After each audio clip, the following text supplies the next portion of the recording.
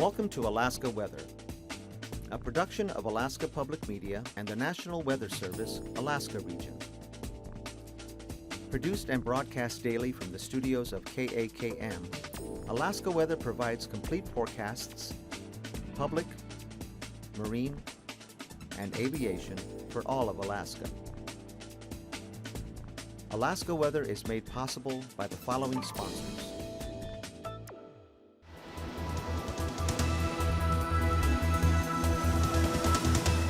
The National Weather Service. Good Tuesday, everyone. I'm meteorologist Dave Snider with the National Weather Service. It's the 23rd of May. As always, we encourage you to stay up to date with your local weather information by phone, 1-800-472-0391. Find us online, weather.gov/Alaska. And for all you pilots out there and for all of those who help pilots get to where they need to be, weather.gov/AAWU. The Alaska Aviation Weather Unit has a new look, a new website. You can see the big banner at the top of the old website telling you where to go. It's a work in progress, but do check it out. Find out what works, find out what doesn't work, and do let us know, and perhaps we can help you either find what you need or make something work that needs to work a little bit better for you. And it is, again, a work in progress. We've been working all day on it and all last week and the months before too. So good stuff, new stuff you'll like, and some new ways of looking at things. So make sure you check it out. nws.ar.tv weather at NOAA.gov is a great way to reach the TV desk team, and we're happy to help you find information that you need, whether it's Alaska Aviation Weather Unit stuff or not, or anything else on the internet for our weather service pages, of course. We can be a Google machine sometimes too, right? Hazardous weather, we have some. Wind advisories are posted for Denali east of the Polychrome Pass region for winds up to 40 to 60 miles per hour. That's going to be tonight and into tomorrow morning for many locations there, especially some of the passes as you get into the Deltana and Tanana Flats region, the eastern Alaska range, and parts of the Denali region as well.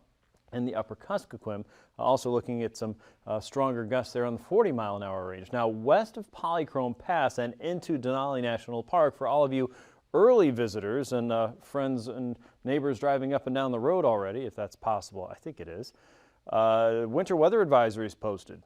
That means it's going to snow, and it looks like there's a potential of 4 to 11 inches of snow.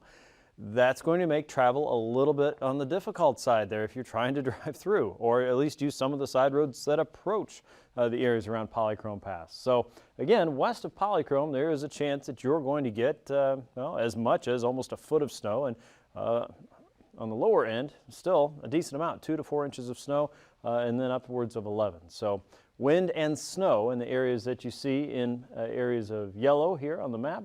And wind will be your biggest concern there for everywhere outside of the Polychrome Pass region, west through Denali National Park. East of that again, wind. So, wow. We're still talking about breakup. Up north, you can see some changes there on the north slope. Things starting to flush out a little bit.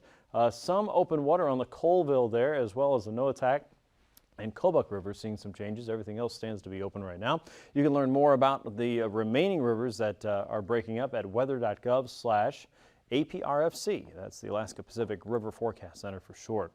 Fire danger is still there, and again with fairly dry conditions across many regions for the last several weeks, which of course is changing right now.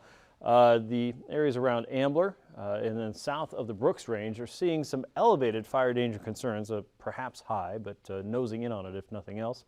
And then areas around Tok and the international border there across the Richardson Highway, also looking at some elevated fire concerns there. Now, there is rain coming for many locations, if not some snow as well.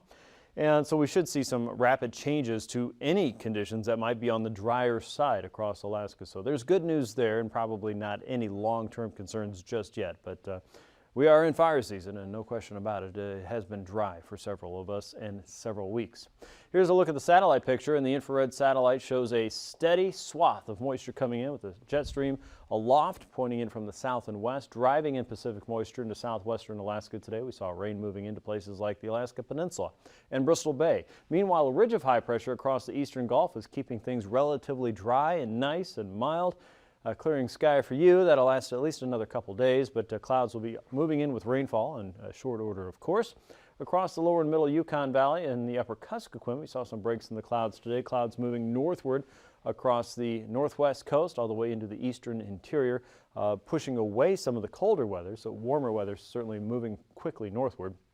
Behind that, you can see several swirls here across the central and western Bering Sea. A look at that with visible satellite pictures tells us that that is the upper circulation's center, the part where the heart of the cold air is, and this is what's going to drive that opportunity for snow across western sections of Denali. Now, this is also going to feed into a chance for some showers and thunderstorms out ahead of the main slug of moisture that's moving in from southwest to north and east. Here's a look at the visible satellite picture one more time.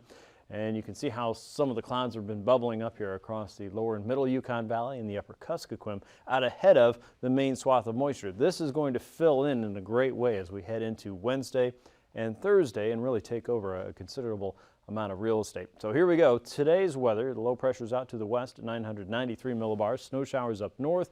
The colder air is being pushed to the north and east. Rain and warmer air is moving in from the south and west. We have a weak zone of low pressure here across the Haida Gwaii region at that should be 1,019 millibars, not 109. That would be very, very low, wouldn't it? Now, as we look at tonight, you'll notice that pretty much falls apart, leaving behind some broken clouds, a few showers there. Low pressure moves right up into the YK Delta at 1,002 millibars. Warmer air lifting south and from south and west to north and east, pushing rain and lower clouds into the Cook Inlet region, south central, all the way up into the upper Kuskokwim and the middle Yukon Valley. Notice the cold air up north is still there, and rain and snow showers may be possible. Out across the west, rain and snow showers are coming down the YK Delta through the Bering Strait, and there'll start to be a potential for some freezing spray across the areas just north of the Bering Strait into the Chukchi. Behind that, rain and snow showers across the Bering, winds coming up as well. As the weather system moves quickly from west to east, we'll see rain become considerably more steady across south central, and by the time we're all said and done with this later on in the week, we could have as much as a half inch of rain in some cases there. That's not a whole lot if you're from southeast. If you're from south central or the interior, sounds like a toad strangler.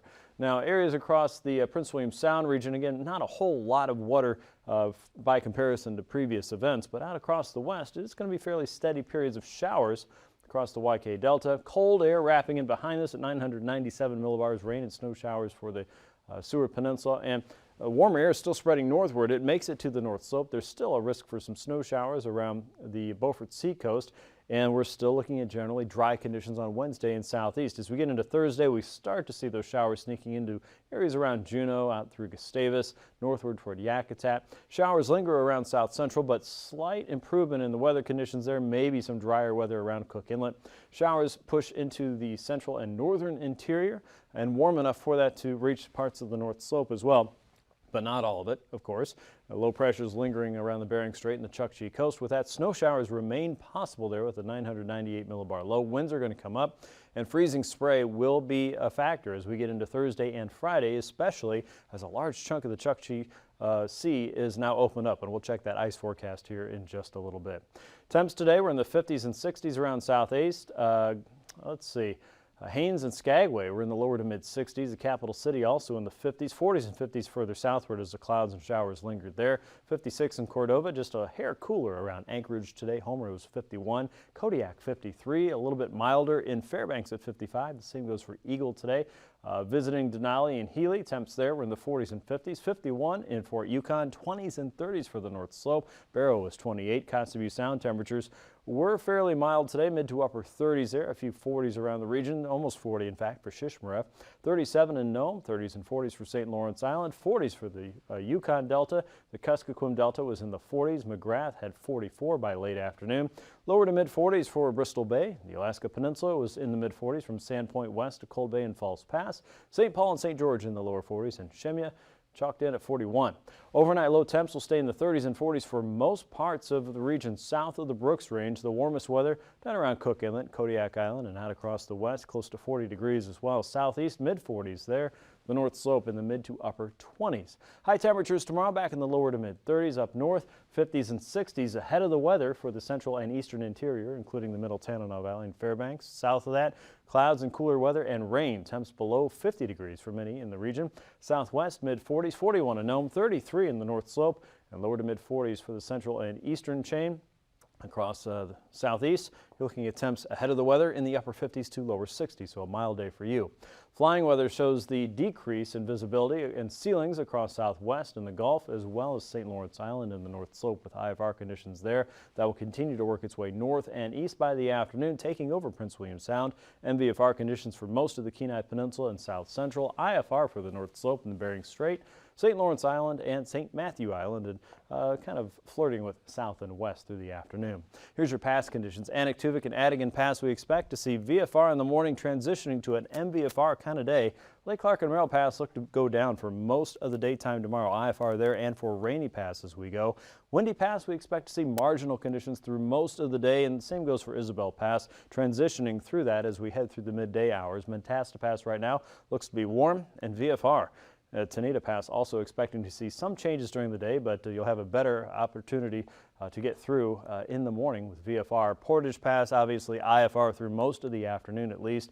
Chilkoot and White Pass, warm weather and VFR there.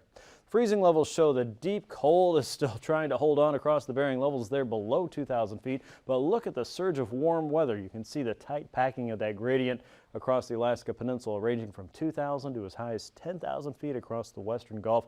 A sign again that that Pacific moisture and heat is making its way in from the south and west. Changes in the interior are also dropping levels to about 2,000 to 4,000 feet by the afternoon.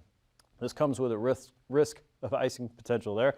Levels reaching occasional to widespread moderate across the northern Gulf, parts of the Alaska Range, and the Brooks Range above 6,000 to 7,000 feet. Across the central and eastern Bering Sea, levels will be as low as 4,000 feet and above. And again, expect this to continue as we go through the next several days with that southwesterly push of moisture and the cold creeping in on that from the west.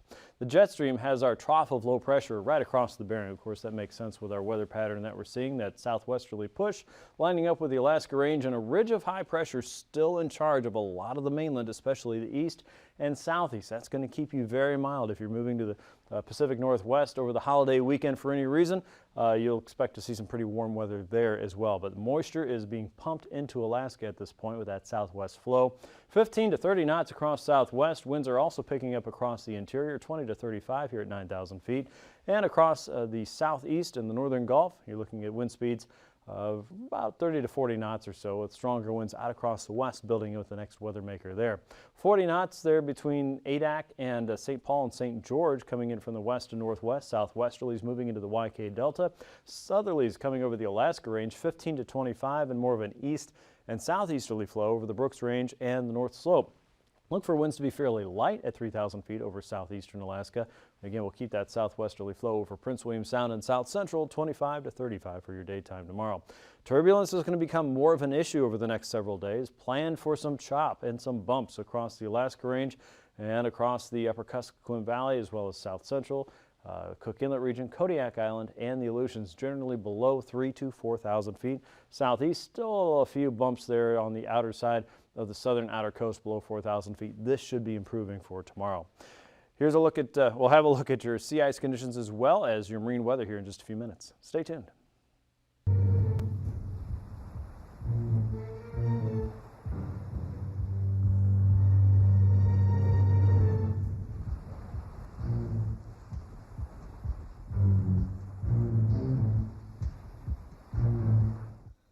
At the Geophysical Institute, scientists monitor earthquake data from several hundred seismic sensing stations across Alaska.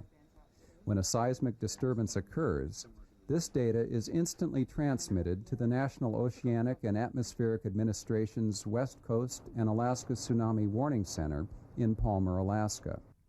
Scientists on 24-hour call quickly analyze that data, along with data from their own network of sensors, and decide whether or not they should issue a tsunami warning.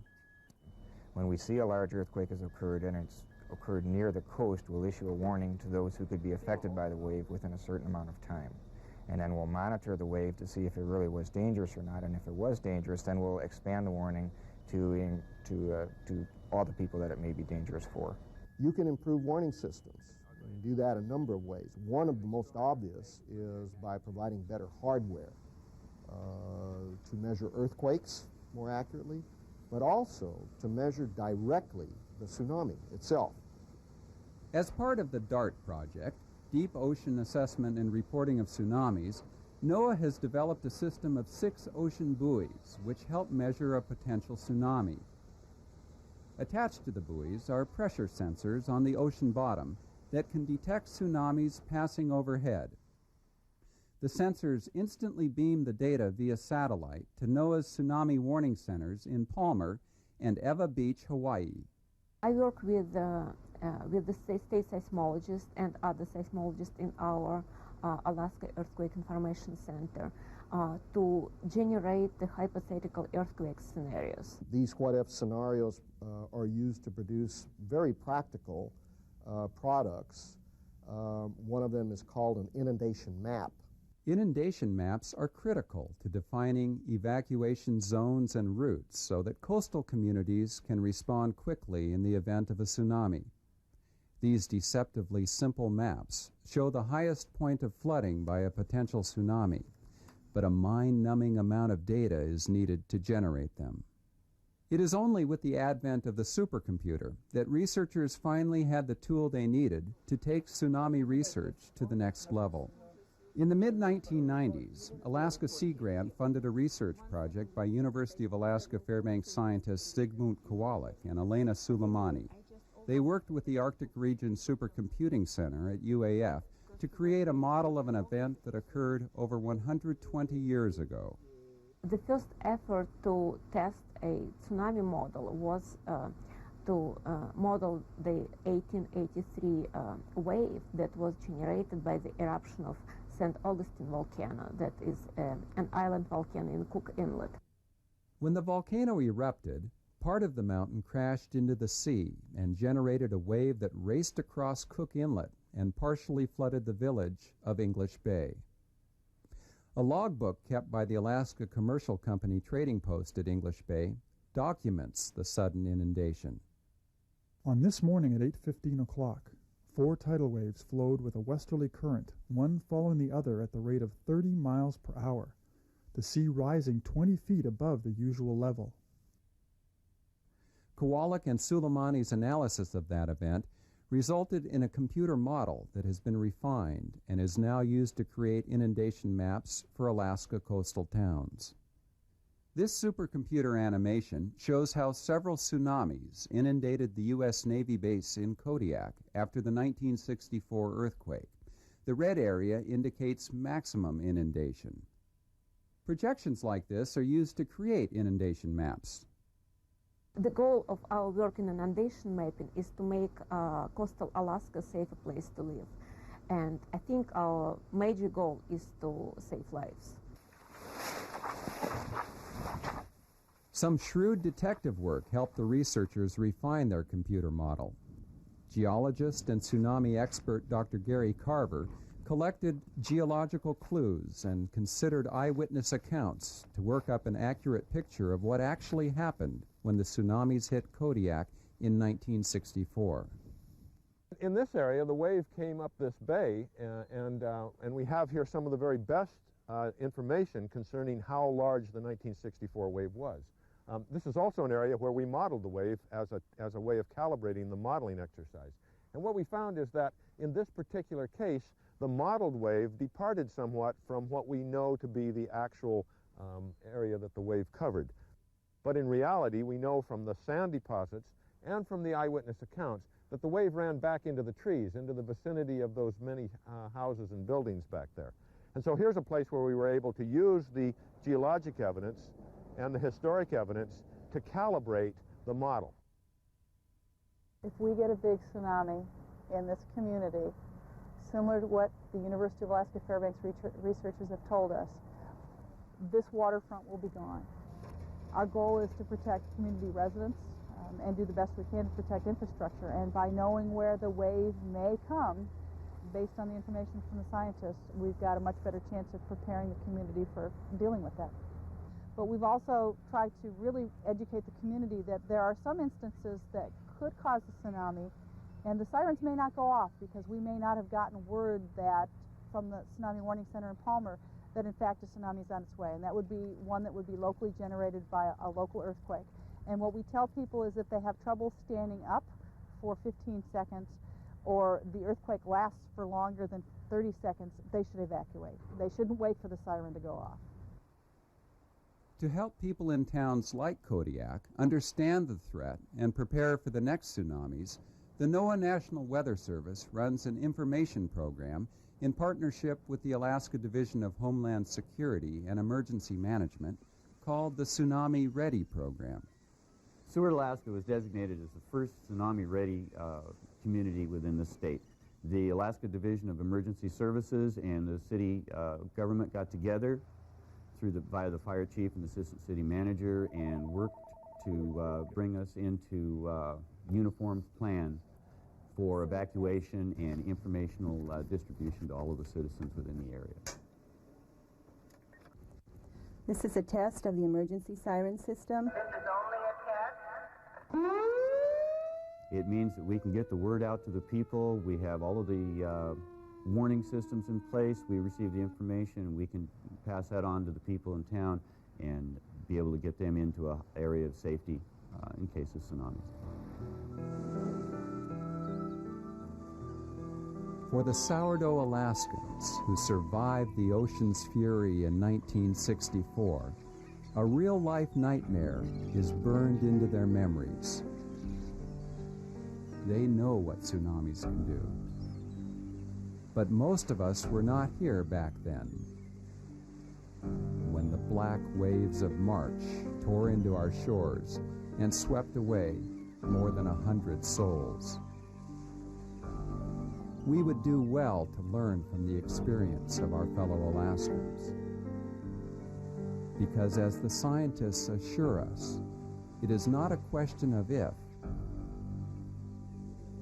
but when the next tsunami will strike our coastline.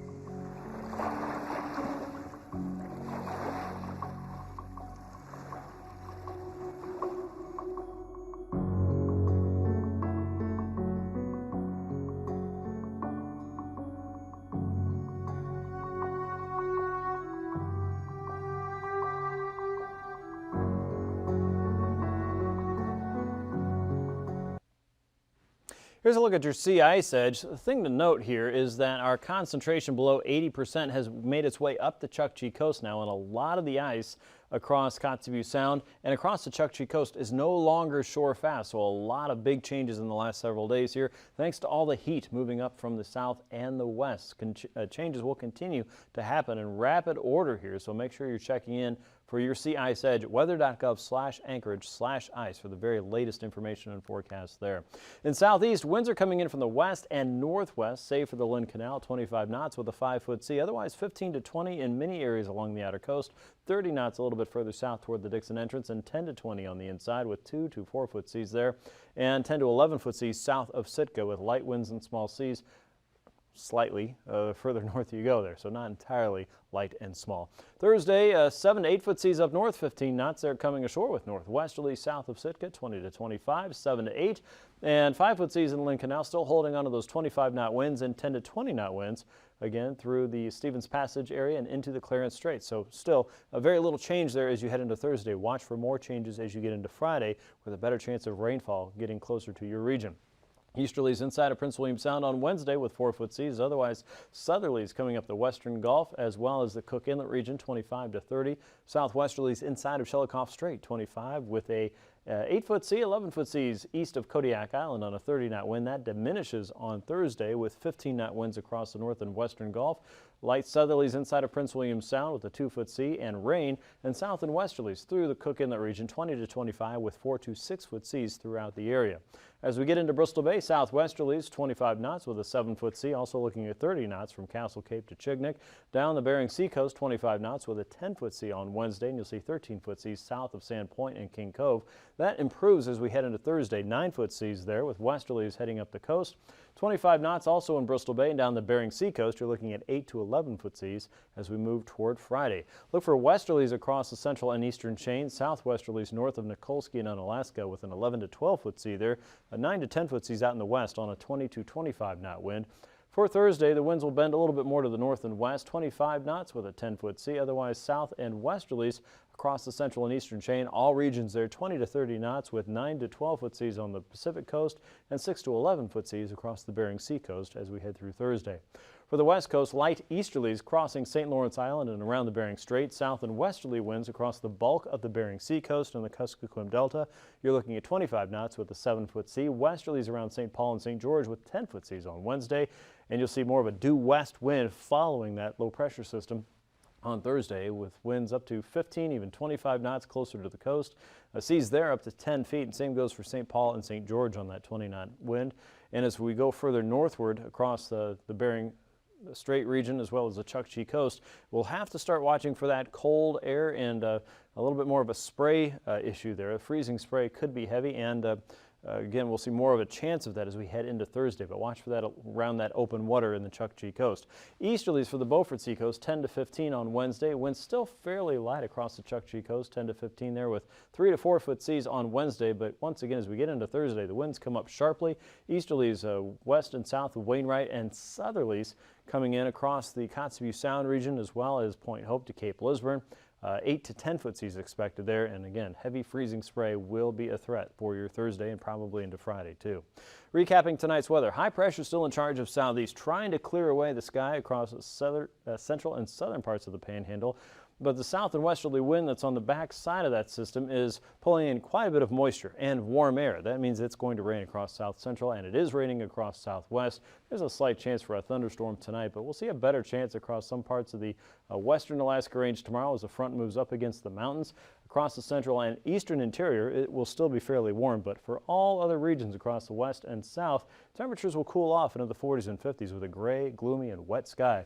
Up north, warm air is lifting north across the North Slope. Behind this weather system, rain and snow for the Bering Strait communities, as well as Kotzebue Sound. Watch for rain and snow across the central Bering Sea. Fine weather for southeast. Warm weather continues for you through Thursday, for the generally clear skies. Showers taper off as we head through the end of the week in the west. Thanks for watching. See you again tomorrow. These forecasts are to be used for planning purposes only. Call 1-800-WX-BRIEF for a formal pre-flight briefing. Always file a flight plan before you go flying. The U.S. Coast Guard Auxiliary urges you to leave a float plan with a friend or the harbor master before you go boating. Alaska Weather is made possible by the following sponsors.